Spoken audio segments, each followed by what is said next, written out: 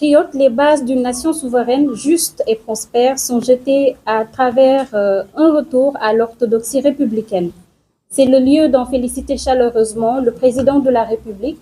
le Premier ministre et son gouvernement, ainsi que le président de l'Assemblée nationale. Les premiers actes posés par les autorités nous rassurent et augurent des lendemains meilleurs. Il en est ainsi de l'exercice de la vérité, de la transparence, des mesures prises pour alléger le coût de la vie, de la nouvelle gouvernance responsable de l'Assemblée nationale, résolument inscrit dans le Jub-Jubal Jubanti. Le gouvernement a engagé la reddition des comptes dans un contexte d'après une alternance marquée par la falsification par l'ancien régime des chiffres de nos finances. Le monarque se félicite de cette reddition des comptes qui se déroule dans les règles de l'art. Bien loin des règlements de comptes politiques dans lesquels excellaient ceux qui s'agitent aujourd'hui, apeurés sont-ils sans doute par leur pratique aux antipodes de la transparence et de la bonne gouvernance. Que ceux qui n'ont rien à se reprocher gardent calme et sérénité de l'âme. Que ceux qui fredonnent sans cesse la chanson de la justice instrumentalisée changent de disque. Celui-ci, autant pour moi, est rayé. Le temps de l'instrumentalisation de la justice est révolu. Fidèle à ses promesses, le président de la République a sonné le glas avec la réorganisation de la justice, marquée par un retour à l'orthodoxie républicaine, une justice indépendante à la splendeur retrouvée, réconciliée avec elle-même et avec le peuple sénégalais. Une justice incarnée par des juges émancipés de l'exécutif qui rendent des décisions dans lesquelles se trouve le peuple au nom duquel la justice est rendue. Dans un contexte où les marges de manœuvre budgétaires et financières sont quasi inexistantes, la volonté de réduire le train de vie de l'État est notable et à encourager, avec la réorganisation de l'administration et la rationalisation des dépenses. Sur l'inclusion et la prise en charge du handicap. L'élection de son Excellence M. Bassirou Diomaye Diakhar Faye le 24 mars 2024 marque un tournant dans les politiques publiques. Son projet, consacré par le peuple sénégalais, comporte un volet inclusion et prise en charge du handicap élaboré par les personnes handicapées patriotes ici présentes, avec et pour les personnes handicapées. Il est matérialisé par le nouveau référentiel des politiques publiques, la vision Sénégal 2050, et suscite énormément d'attentes de la part des personnes handicapées. Nous tenons à les rassurer. Le président de la République et son Premier ministre savent pouvoir compter sur les compétences des personnes handicapées et leur sens du devoir de service national pour la conception, le pilotage, la mise en œuvre et le suivi-évaluation des politiques publiques les concernant. Ils ont démontré pour avoir fait élire 3 députés handicapés membres du MONAF à l'Assemblée nationale. Félicitations et encouragements à nos frères et sœurs dont les premiers pas au sein de l'hémicycle sont plus que prometteurs. Et pour rappel, le président de la République a indiqué en Conseil des ministres du 27 novembre 2025, autant pour moi, l'importance de faciliter, selon les diplômes obtenus et des critères établis, les recrutements et les nominations des personnes vivant avec un handicap dans les secteurs publics et parapublics. L'insertion des personnes vivant avec un handicap au sein des entreprises privées doit tout aussi être demandée au ministère en charge de l'éducation,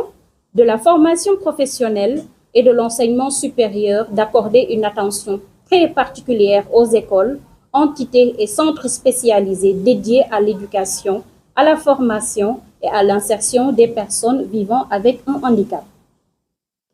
Le Premier ministre Ousmane Sonko s'est inscrit dans cette même dynamique dans sa déclaration de politique générale de ce 27 décembre 2024 dernier.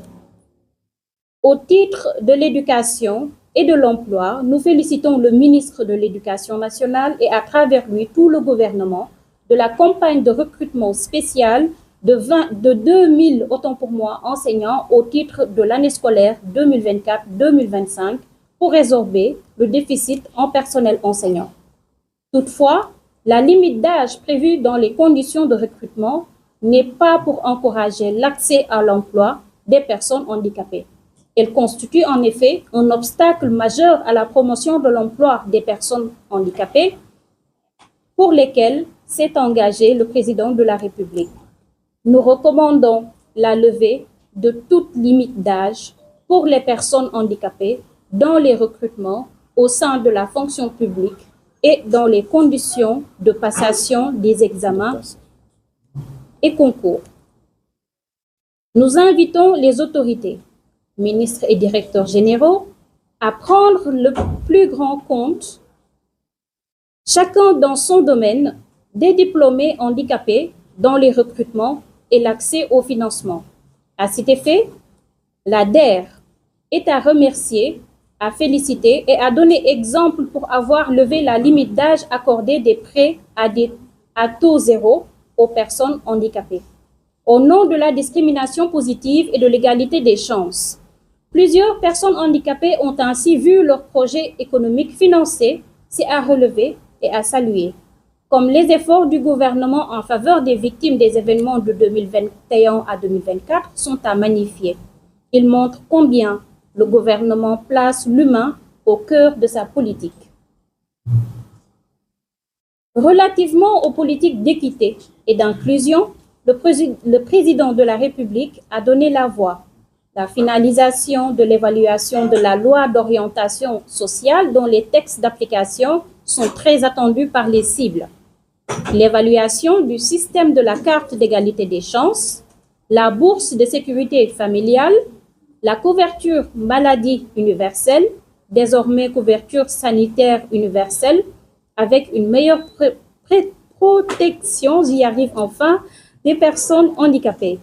Une nouvelle stratégie nationale d'accompagnement des personnes vivant avec un handicap conforme à la vision Sénégal 2050. Chers compatriotes, la réalisation de l'agenda de transformation systémique du Sénégal requiert l'engagement de tous, la foi en une réussite possible au Sénégal. Nous y appelons la jeunesse sénégalaise et toutes les forces vives de la nation. Le devoir patriotique nous l'exige, notre responsabilité individuelle et collective de contribuer à l'œuvre de construction de la nation nous y oblige. Pour finir, nous vous informons que le MONAF organise sa semaine de la diversité enrichissante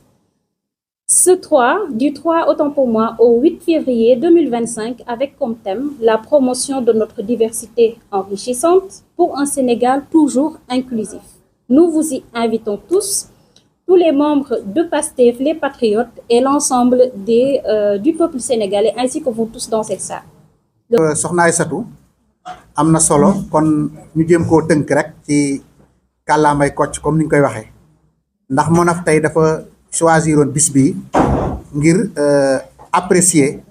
li nga xam ne moom la sunuy kilifa di doxal ginnaaw bañ leen joxe réew meeg léegi ndax dafay baax boo doxee ba ci kanam nga toog wax li nga xam ne noonu nga gisee yëf yi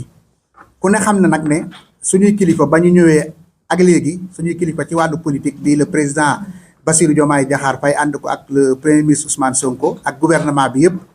tegu nañ ci yoon woo xam ne buñ ci àndeek ñoom day ragal nañ ne léegi Sénégal egg foo xam ne xëy na kenn xalaatu ko woon ndax Sénégal yàgg naa am xëy na njiit lu ne yàgg naa amit boroom xam-xam bu ne yàgg naa amit ay nit yoo xam ne wax dëgg yàlla ay xeltukat lañ ci wàllu doxalinu réew loolu mas di am waaye ñii nga xam ne ñoom la peuple Sénégal décidé ngir jox leen réew mi bañ fi ñëwee ak léegi dañ ñoo tàmmal comme ni ma ko waxee loo xam ne buñ ko wóyalee incha allahu rabbi Sénégal gépp danañ ci gis seen bopp ndax mën nañ cee tudd ay njiit yoo xam ne bañ ñëwee ba léegi dëgg rek lañ leen di wax dëgg mooy wax ni kat Sénégal de bañ ko jëleeg léegi fii lañ ko fekk yëf yi metti na lool donte am na ñu waxoon ne loolu sax du jar wax balaa ngaa tiital waa bitim réew ak balaa ngaa tiital waa Sénégal waaye damaa yaakaar ne Sénégal li nga xam ne ñoo moomal seen bopp seen réew bu élection jotee ñooy voté ñooy dugal seeni doom ñooy jàng ñooy dem ci marché yi ñoo nekk ci bureau bu liggéeyukaay yi ay njiit yu taxaw jàkkaarloog yéen ñoom wax leen ne leen fii la réew mi toll loolu dara gënu koo rafet xëy na nag comme mësta am bu amee mën naa tiital nit ñi lëndëmal xel yi waaye suñu njiit bañ ñëwee lañ bokk na ci liñ njëkk a def mooy dañ ñoo wax ay falsification yoo xam ne ñi ñu fi wuutu ñoo ko defoon ci wàllu chiffre ñu xamal ñu dëgg-dëgg nam demee tàmbali li nga xam ne moo jëm ci wàllu réduction des comptes mooy ñi nga xam ne dañoo yoroon te xëy na nañ doxe woon ak koppar ya wala alalu réew mi rafetlu wuñ ko ñu tegaat leen ci yoon loolu nag MONAF mi ngi leen ci encouragé bu baax a baax a baax a baax ndax élection yi passé élection yi ñu génn dafa am lu bari lu ñu jàngal bari na ñoo xam ne ba ñuy dugg ca urne ya di wote bokk na ci bu baax a baax a baax te la leen tax a wote mooy ñi nga xam ne dañ fee nekkoon te randal alal wala ñu doxee noo xam ne baaxul ak suñuy koppari réew ñu teg leen ci yoon ba delloo si alal boobu ci biir réew mi kon lépp lu ci mën a am li ci am lépp nag ñu ngi koy gis déclaration politique yeeg déclaration ethniciste yi nit ñi di def ak pression yi ñuy teg ak yëpp ñi ngi koy gis waaye ñi ngi encouragé suñu gouvernement ak ñi nga xam ne ñoo nekk ci wàllu justice xamal leen leen MONAF day nee na fi ngeen nekk foofu la fi ngeen ko teg bu leen ko wàcc réew mii ku ci def noo xam ne naka surul noonu la wala nga defoon ko fi nañ la teg ci yoon loolu mooy li nga xamante ni daa bokk ci li tax ñu wote bi loolu amee itam ku ne xam na ne justice su léegi nam daan doxe ci régime yu njëkk ya ak régime bii ku ne xam na ne day wuute bu baax a baax am na ci wax dëgg yàlla ci biir bu gàtt a gàtt ku ne gis na atte yi ni muy demee ku ne gis na ni justice di liggéeyee loolu nag ñu ngi ci encouragé gouvernement bi waaye di ci encouragé itam ñi nga xam ne ñoo yor wàllu justice bi ñi nga xam ne ñoo koy doxal nekk les acteurs ñu leen dafay encouragé di ñaan ñi nga xam ne xëy na ànduñoo ak ñun ci wàllu politique ñu xam ne politique taala rek ba jàmmaarloo ba jotee fan yee passé te législative bi wàccoon nañ ci terrain bi jàmmaarloog ñoom bu baax a baax ca ngoon ga ñu wote woon peuple sénégalais wane ne ñun suñu projet lañ ànd gannaaw bañ ko defee 24 mars ñu defaat ko wane ne ñun suñu projet lañ voté suñu projet lañ bëgg a àndal suñu projet lañ jàpp ne mooy doxal réew mi foofal la politique waroon a yem waaye dafa am loo xam ne du ko jar ndax sénégalais yii man de jaakaaruma ne manipuler leen dana mën a nekkati ci yenn yi ndax ñi ngi suivre bu baax a baax lii xew ku yaakaar nag da ngay toog fa nga toog yéeg nekk sab lal wala aju sa kaw étage yor sa portable wala ngay woo say nit di jéem a def ay pexe ngir mën a soppi xelu sénégalais ci liñ nekk du yomb sénégalais li ñuy xool mooy li nga xam ne seen ñii nga xam ne moom la ñu fal ñi ngi koy def ñu doxal ko kon ñi ngi ñaan ñooñu lu ñu mën di def ci wàllu politique ñu xam ne réew mi ci lañ bokk ñi ngi woowante seen bopp ay républicain ñi ne ay démocrate lañ waaye dama yaakaar ne nekk républicain ak nekk démocrate dara féetewu ci kaw li nga xam ne mooy sa peuple def na ko wote ko ne lii kat moom la bëgg ñu doxal ñu fi ak 5 ans nga ànd ci loolu wala boo koy ŋàññit nga bàyyi xel ay kàddu yoo xamante ni waroo koo def léegi nag li ñu leen ñaan nii bu ñu ko defut ñu ngi encouragé nguur gi bu baax a baax ak acteur de la justice ñu taxaw temm ci teg yëf yi ci yoon ak lu mu jar nag dañ ko def parce que lépp ñu ngi koy gis boo nee da ngay jox ay koppar ñoo xam ne dañoo dund ay injustice ay nit taxaw di wax te ñoo ñëpp ñu xam leen parce que ñun jamono ji képp koo xamante ne ni jël nga kàddu di wax yow ka nga doon xam nañ ko la tax ngay wax lu bari ci la tax ngay wax ñun xam nañ ko moo tax du ay pression yooyu teg nit du bëgg a jot ci dara te jotoo ci wala nga bañoon mbir mi dox nga nekk sonkophobe bu ñëpp xam ne yow sonkophobie nga war di jàngale bu dee université am na matière boobu nga dem jàngale ji ko fa defoo ko ndax di ñëw di encourager yoo xam ne wala di joxe ay discours yoo xam ne ñun xam nañ bu baax a baax la ko lal ndax ñun jógewu at 2024 bii dañ cee def ñaari élection yoo xam ne wax dëgg yàlla képp koo xam ne républicain nga wala démocrate wala ngay observateur wala nga xam li xew war ngaa xam nag ni peuple Sénégal décidé nañ loolu daal la ñu amoon lu ñuy wax ci wàllu actualité mbirum handicapé suñu coordonnateur Cheikh Sadibou Diouf dana ci gën a ñëw bu baax li ciy wax rek mooy dégg nañ bu baax a baax handicapé yi parce que sunu régime bi di régime bu Bassirou Diomaye Diakhar Faye président ak le premier ministre Ousmane Sonko dafa jur yaakaar bu baree bare yaakaar boo xam ni foo ko takk rek weesu na fa ci handicapé yi ni mu ko juree ci Sénégal gépp man milieu handicapé yi nga xam ne moom lañ gën a maîtriser ci laa xamee ne yaakaar gi foo ko natt weesu na fa ndax wax dëgg yàlla nag ñoo xam ne boo xoolee seen programme gis mu saf sàpp ak handicap boo demee seen bureau politique u parti fa ñuy dogale ci wàllu politique fekk faay handicapé boo demee ca seen liste ya ba assemblée nationale nga gis ay handicapé yu ñu fa def ñuy félicité sunu mbokk yooyu nga xam ne ci mbootaay bii la ñu bokk ñu leen di félicité bu baax a baax ci seen taxawaay loolu lépp parti bi def ko kon rafet mën nañoo rafet njort ne lii ñëw incha allahu rabbi dana gën lool dégg nañ ñaxtu yëpp nag ak wax yi te it ñu ngi koy rafetlu di ci ànd ak yéen dégg nañ wàllu bourse familiale yi li ngeen ciy wax dégg nañ nomination yi xanaa duñ nommé handicapé de nommé guñ ko xanaa duñ recruter xanaa loi d'orientation bi duñ ko voté loolu lépp ñu ngi koy dégg waaye ñun dey ni ma ko waxee dañoo ànd ak ay kilifa yoo xam ne dañoo xamanteeg ñoom nekk ak ñoom ñu jox ñu cër ndax kuy raam di la bokkkat bu amee oto dugal la ca te ba ñu nekkee ci opposition bu yàgg di wut lañ ñu boole woon ci yëf yi jël ab programme jébbal ko ay handicapé ñu bindal ko seen bopp ba mu jaadu ñu jébbal ko kilifa yi ñu boole ko ci programme bi ba ku gis programme bi xam ne lii kat lu ama am solo la moo tax werante wuñu ne amut te mënta ñàkk te amuñu nattable ci ne handicapé yi danañ bokk ci mise en œuvre bi danañ bokk ci doxalin bi danañ bokk ci pilotage bi parce que nag dañ koo bind dañ cee ànd dañ cee campagne dañ cee def li nga xam ne moom la ñu war a def lépp ñu dugal leen assemblée nationale ñu fay waxee kon werante wuñ ne lépp lu jëm ci wàllu yorin ak gouvernance ak yëpp li ci war a am incha allahu rabbi nattable wuñ ni